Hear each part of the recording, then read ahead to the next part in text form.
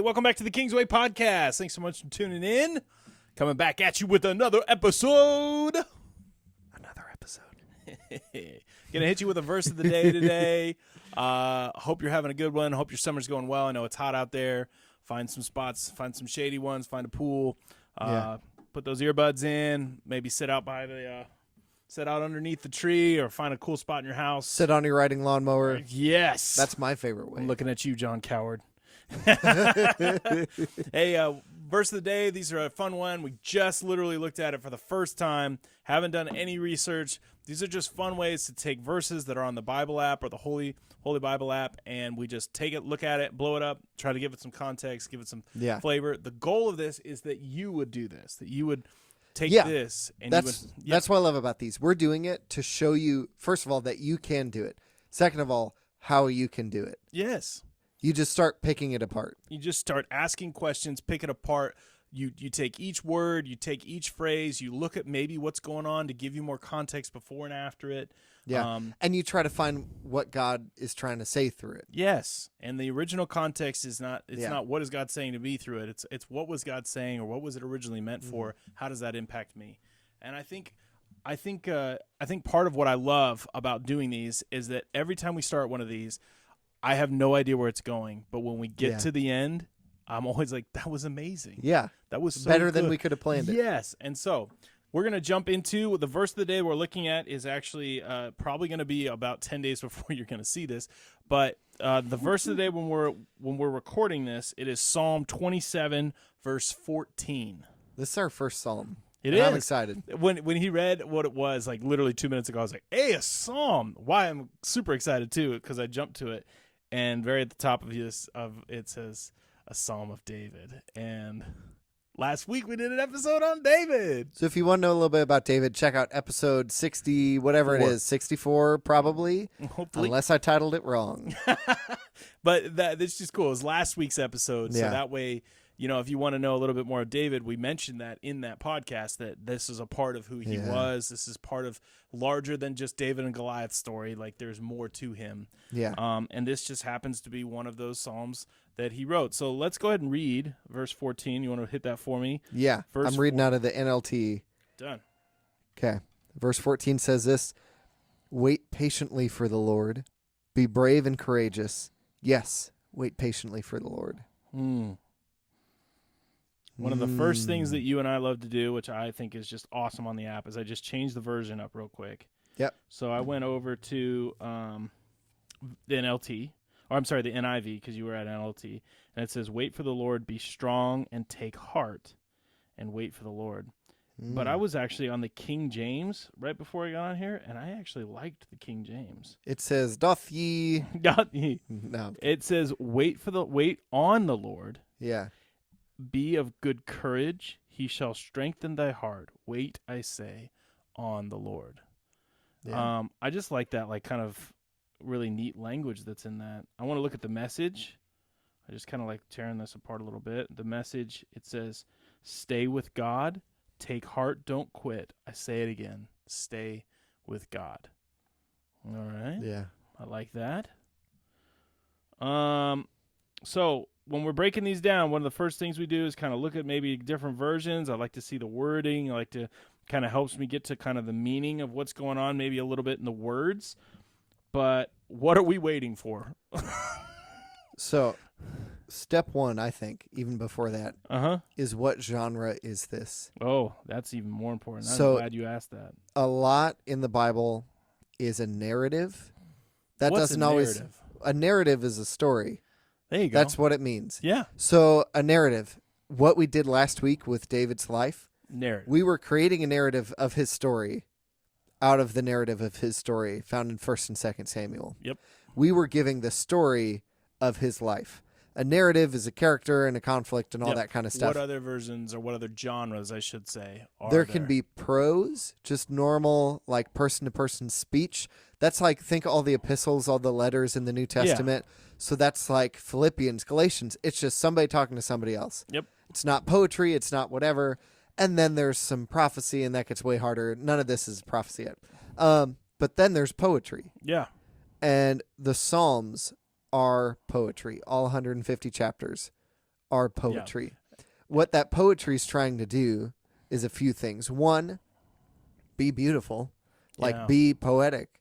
Two, express our emotions, our heart to God, and reverse. Yes. So I remember going into my worship ministry program in Bible college and hearing people really complain about worship ministry nowadays is just emotional manipulation. Oh, God. And first of all, yeah, that's scary. I don't want to do that because emotional in some of our like Western scientific brains is like useless. Yeah. It's non-factual, so it's non-trustworthy, non-helpful.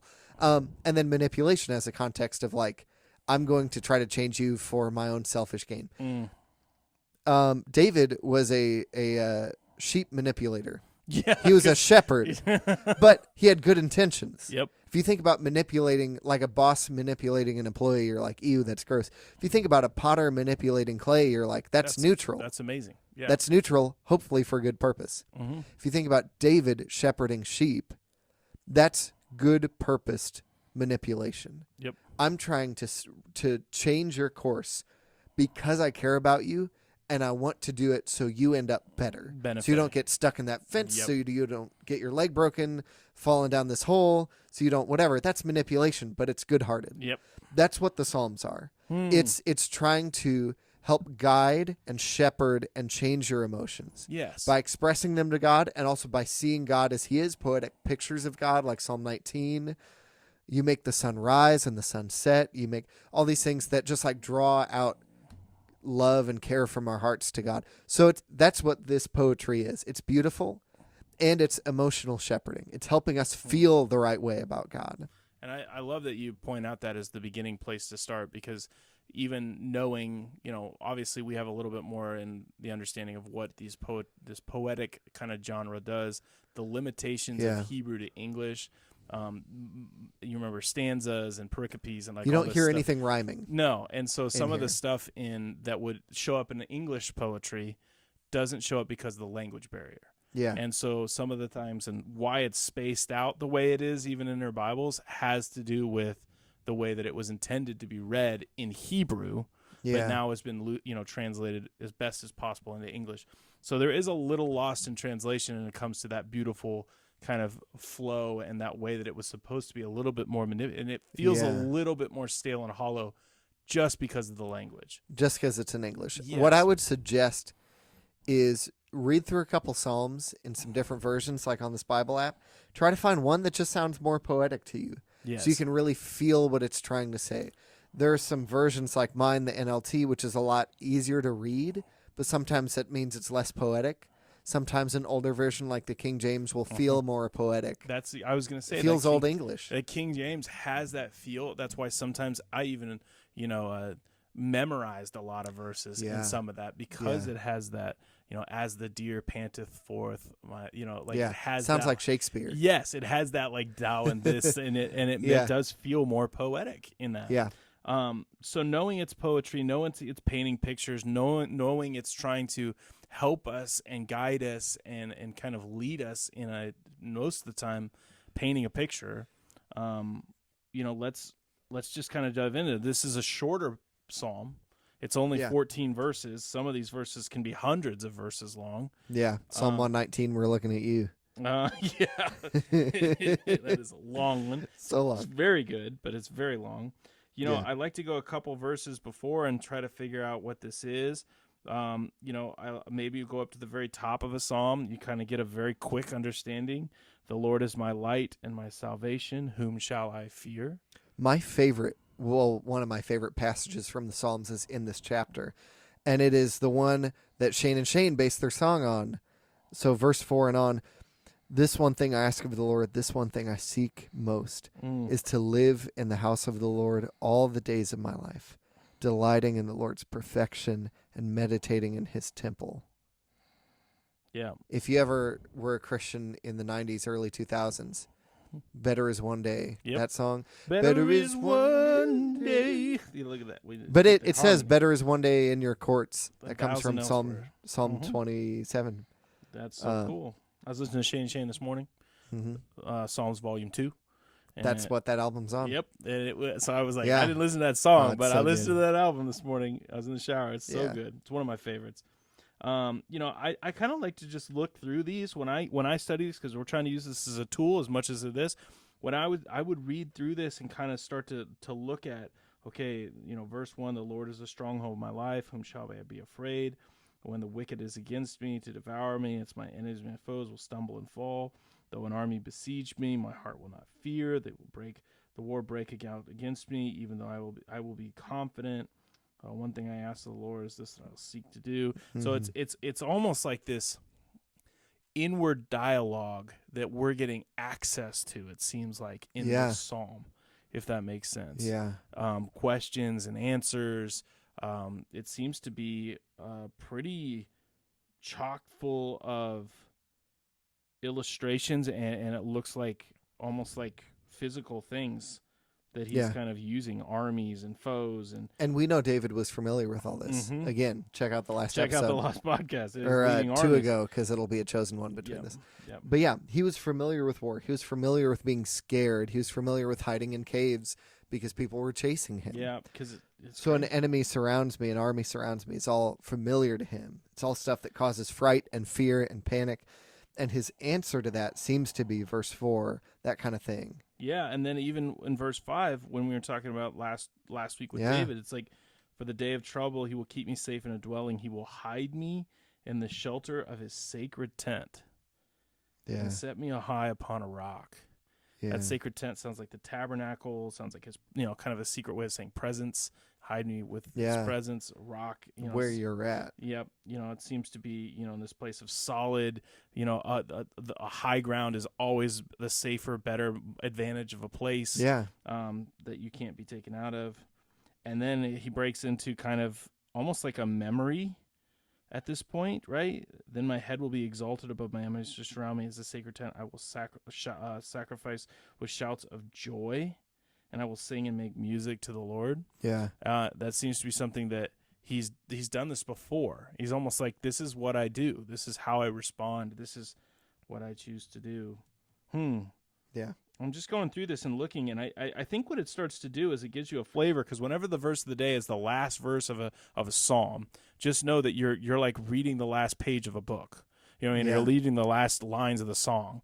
Like you're hearing the last bits of the conversation. So I think it's really important to get the power of it. You almost have to read through that whole psalm to get to the last one. And I think song is a good way to put it. Mm-hmm. Like one of my favorite songs I've just been jamming to for a while is "Stop This Train" by John Mayer. Yeah. And you get the idea from the chorus, and the chorus I think is the last part of the song.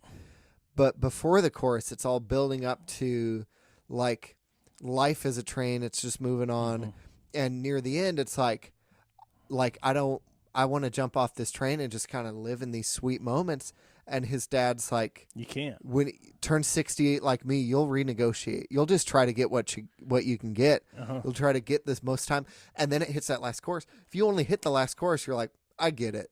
Yeah. But when you hear his dad say that, you're like, ugh. And he goes higher and higher, even in the way he sings it. Yeah. Too, because by the end, it crescendos, and it's like a cry. Yeah. It's so powerful. It's one of my favorites. That might be my favorite John Mayer song of all time. Yeah. Truthfully, it's so good. It's either that or Why Georgia, but that's Yeah, that's true.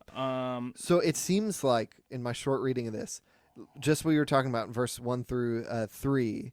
It's like, the Lord is my fortress, but there's people next to me. But I've strengthened the Lord, and he'll protect me, but I'm worried about this. Yeah. And it keeps jumping between those two things. Back and forth. But in a very real way. So the last 11, 12, and 13, the 3 verses right before our verse. Yeah. Teach me how to live, O Lord. Lead me along the right path, for my enemies are waiting for me. Ooh. Do not let me fall into their hands, for they accuse me of things I've never done.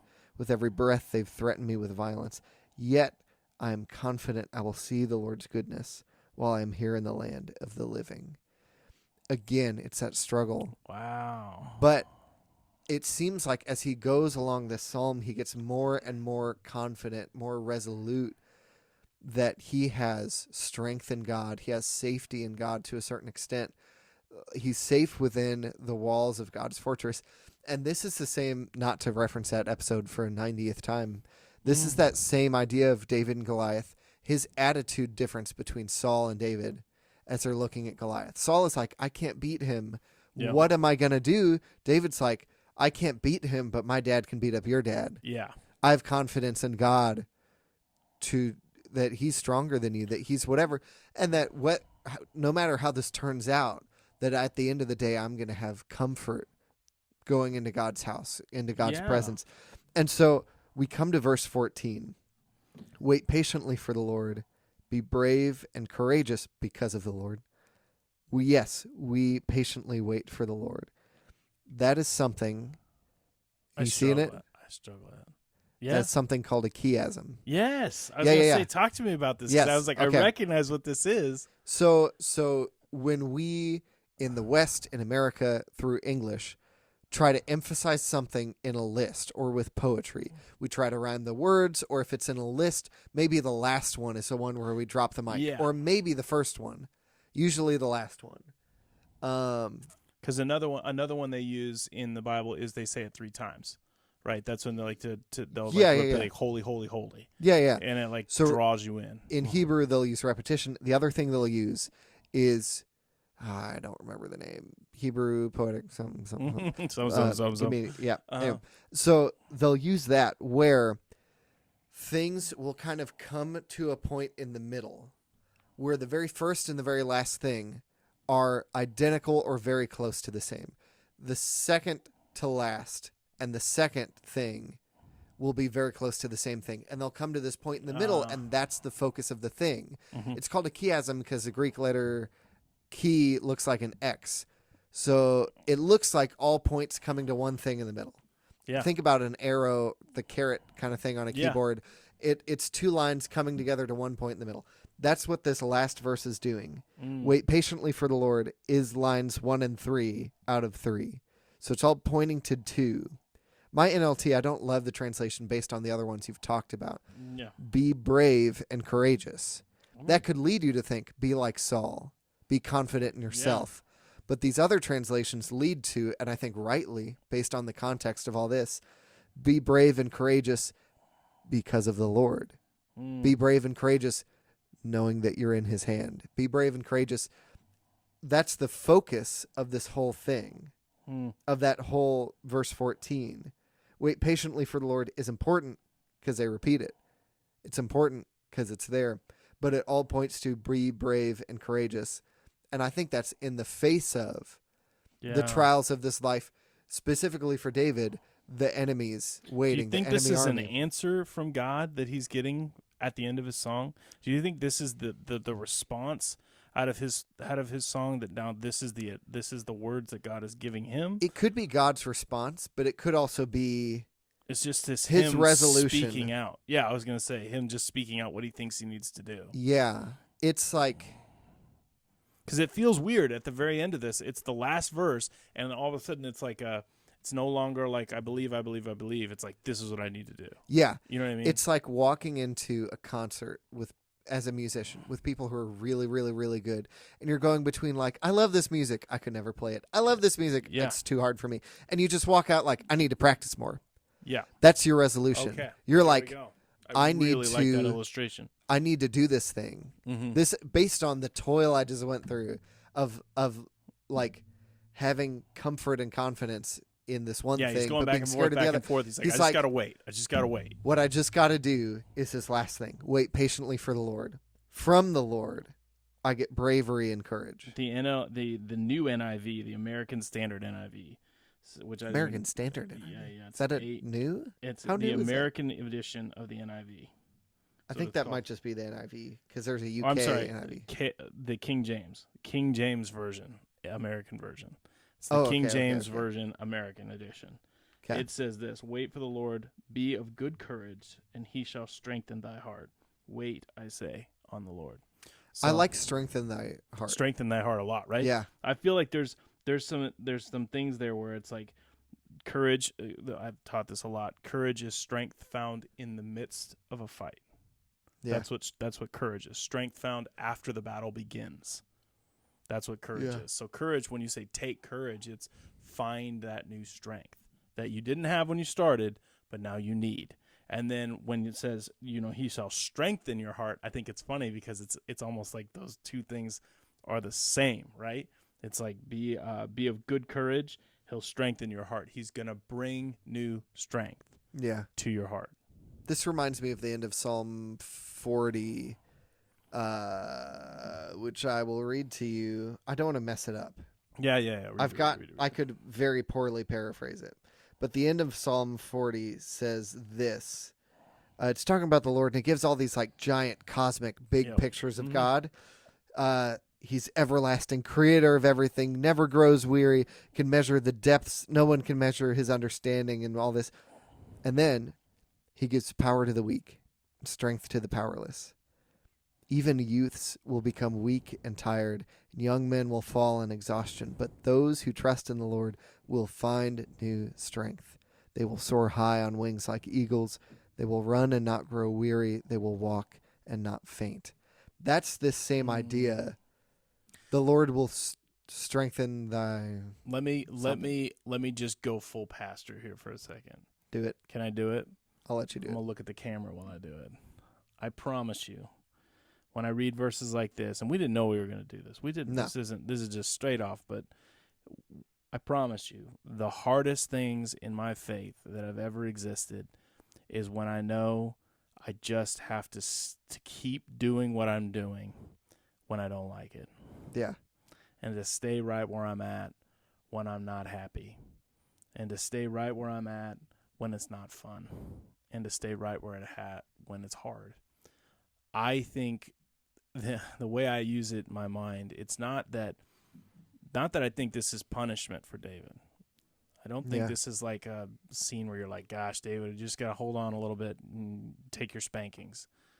I think this is much more of a God uses those moments in an intense way like a blacksmith does with iron and with steel, where they work these incredible imperfections. You and I do not grow unless we work, unless we move, unless we push ourselves. In order to grow your muscles, you have to break them down first so they grow back stronger. In order for your body to grow, it has to break out of its current position and get bigger when you're a little kid. There are certain things you have to walk before you run and jump. This, in my mind, is David basically recognizing that I am in a really hard spot, but I know that God will not leave me, and he's not going to leave me here forever. But my job is to trust until he moves, to stay here and be faithful. Yeah. That is my least favorite thing in the Christian walk. I'd much rather take on a hill. I'd much rather be told to rest and just let it go. But when someone just says, hold on, it feels like you're in that. It's like, do you ever put like something in your hand that's really light and tried to just hold it out straight? Mm-hmm. How long before it starts just burning? Gets getting really heavy. And this isn't even that heavy. It's just a few ounces. That is in my mind what's happening here, where it's he's holding this thing and he's going, I can't. Yeah. And God's going, no, we got to do it. So in my mind, as a pastor, if you're in a position like David is in this psalm, I feel like this could be for you today. It's this waiting is I like that you said it's not resting. No. It's waiting. It's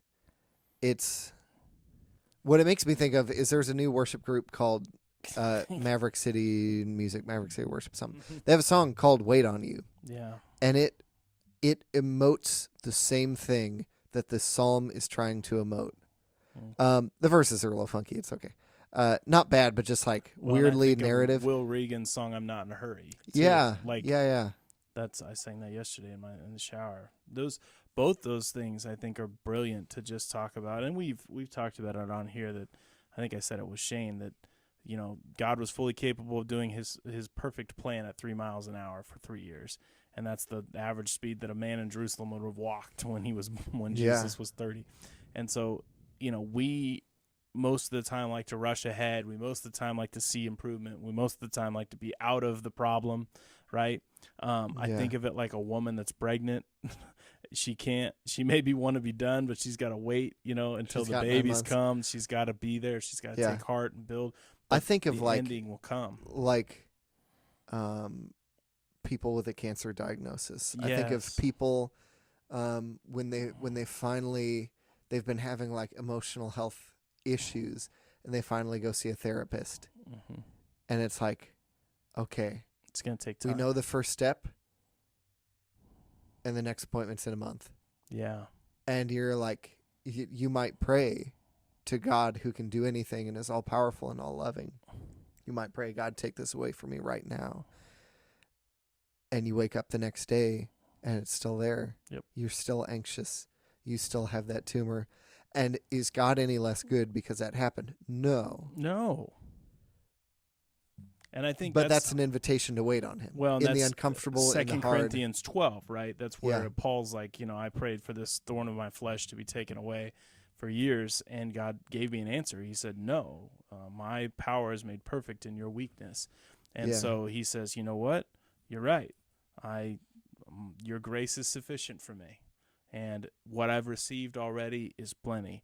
That in myself is what I'm talking about here, where when we have to trust in the middle of stress and in the middle of our fight, in the middle of a lot of times what it really is just not understanding where we're really at. For me, it's like with my kids when I'm like, hey, we're going to Springfield. They know where we're going, but I'm like, hey, we're going to Omaha.